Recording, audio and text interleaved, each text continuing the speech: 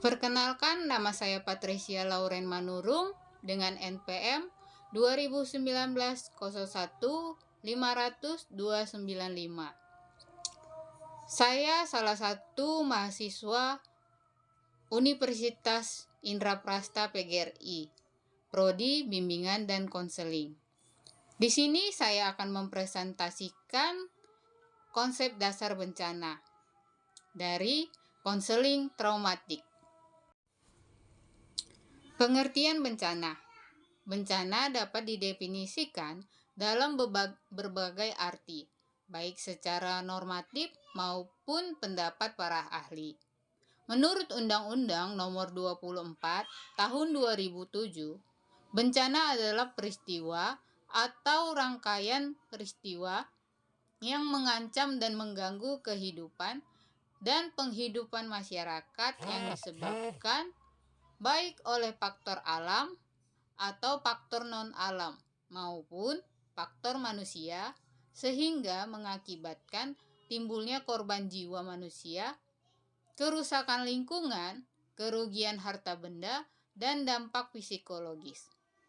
Menurut Departemen Kesehatan Republik Indonesia tahun 2001, definisi bencana adalah peristiwa atau kejadian pada suatu daerah yang mengakibatkan kerusakan ekologi, kerugian kehidupan manusia, serta memburuknya kesehatan dan pelayanan kesehatan yang bermakna sehingga memerlukan bantuan luar biasa dari pihak luar.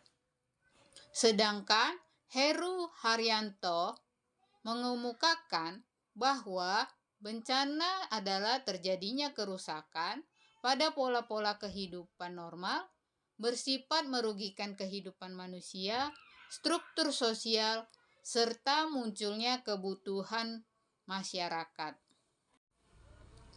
Ada 3 faktor yang menjadi penyebab terjadinya bencana.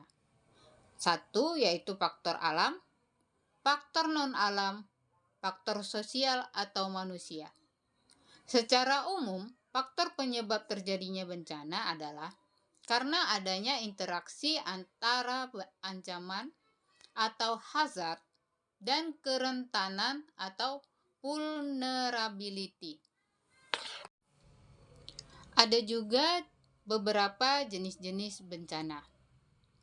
Bencana yang diakibatkan oleh peristiwa atau serangkaian peristiwa yang disebabkan oleh alam, antara lain berupa gempa bumi, tsunami, gunung meletus, banjir, kekeringan, angin topan, dan tanah longsor. Ada juga bencana yang terjadi karena non-alam. Bencana yang diakibatkan oleh peristiwa atau rangkaian peristiwa non-alam yang antara lain berupa gagal teknologi, gagal modernisasi, dan wabah penyakit. Ada juga bencana sosial. Bencana yang diakibatkan oleh peristiwa atau serangkaian peristiwa yang diakibatkan oleh manusia yang meliputi konflik sosial antar kelompok atau antar komunitas masyarakat dan teror. Dalam menangani bencana, konseling juga dapat berperan.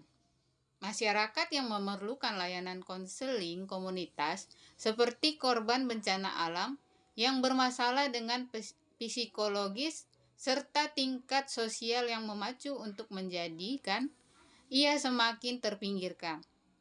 Pemberian layanan konseling komunitas sangat tepat bagi korban bencana alam yang akan membantu serta mengarahkan individu dan kelompok masyarakat yang terkena bencana alam untuk lebih bisa bangkit dan berjuang secara fisik dan psikologis menuju kesejahteraan yang ingin ia capai.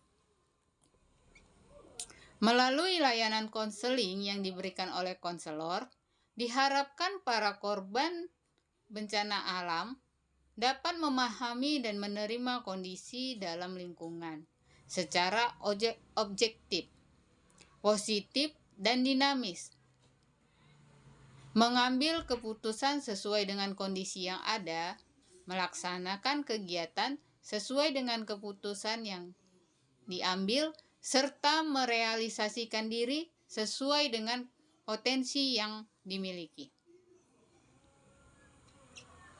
Sebagai bimbingan konseling, memberikan layanan dan motivasi kepada dampak korban sehingga ada perkembangan dari dalam masyarakat berdasarkan segi psikis dan moral, agar masyarakat dapat bangkit dari keterpurukan dan memiliki visi serta misi untuk kehidupan yang lebih baik.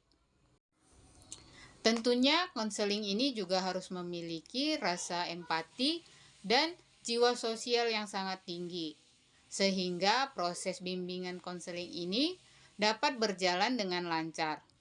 Dengan demikian, setiap korban dampak bencana bisa mendapatkan penanganan konseling yang sesuai dan bisa memperbaiki kehidupannya yang akan datang. Kesimpulannya, Indonesia merupakan salah satu rawan bencana, sehingga diperlukan manajemen atau penanggulangan bencana yang tepat dan terencana.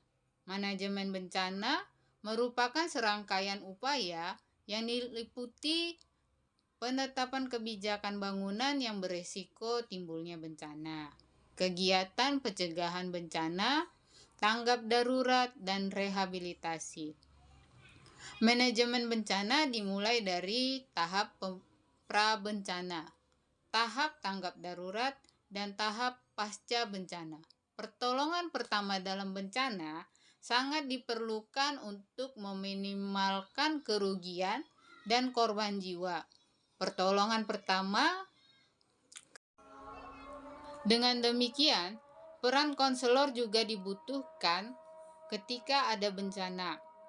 Konselor dapat melakukan layanan kepada korban agar korban terhindar dari rasa trauma. Konselor dapat mengobati rasa traumatik yang dialami korban sehingga korban dapat melanjutkan kehidupan sehari-hari tanpa adanya rasa ketakutan atau rasa trauma. Baik, itu saja presentasi saya hari ini. Kurang lebihnya saya mohon maaf apabila ada kata-kata yang salah. Saya akhiri presentasi saya hari ini. Terima kasih.